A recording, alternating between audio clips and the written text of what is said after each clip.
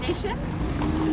And we were hoping that Chief Ernie Crave would be here to share a few words, but he's not here yet. So, you know, I don't think we should wait too much longer because we have a lot of people to get into the water. So Watershed Watch we have a campaign called Connected Waters, and the aim of that campaign is to look at the impact that our diking infrastructure has had on all of the smaller tributaries, sloughs and waterways that would otherwise flow naturally into the Fraser River. We have about 600 kilometers of dikes in the Lower Mainland, about 450 to 500 pump stations and gates on these small tributaries. And when we did some mapping recently, we realized that there were about 1,440 kilometers of small waterways similar to the Hope Slough in the entire region that are impacted, which means that's a lot of salmon habitat the salmon are not really able to access. And that's also a lot of waterways that people like you and me would like to, you know, eventually get on and recreate in a safe way. So we want to raise awareness of this issue in as many ways as possible, and getting on the water, I think, and relearning where we live and recognizing the benefits of these waterways is one way to do it. So thank you very much for coming out, and we're going to look so cool on the water, like this massive flotilla. It's going to be awesome. Yeah, so I will just like a couple of things. I hope everyone has life jackets, paddles. We've been passing around some refreshments, like there have been chips. There are granola bars somewhere, I don't know where, but I will find them eventually. There are some oranges and apples and grapes, so please grab some fruit and snacks so that you can eat them as we canoe down. I'll just, pass it on to Roxanna. Yeah, thank you so much everyone for coming out today. When we had a vision of a canoe tour, we thought maybe 10 to 20 people, maybe a little more, and you guys just totally blew us away. So we appreciate you all coming and helping us raise awareness for the issues facing our sloughs.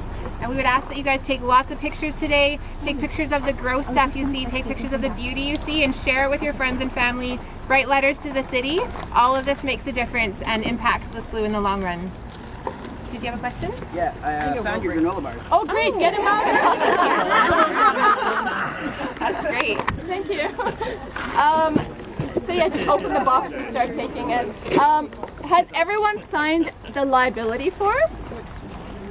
Yes, that's signed on behalf of my children. That's great. Yeah, that's good. Thank you. Hi there. Thanks for coming. So what we're going to do first is get everyone with the kayaks going down to the water. So just go between the two willows here. Oh, Sam's here. So looks like Sam Waddington from the city is here. Councillor Waddington. Would you like to say a few words before we head out? Okay, sure. Yep. Hey guys. Sorry I'm late, but we've got a vehicle now shuttled for the bottom, so we can head on up afterwards.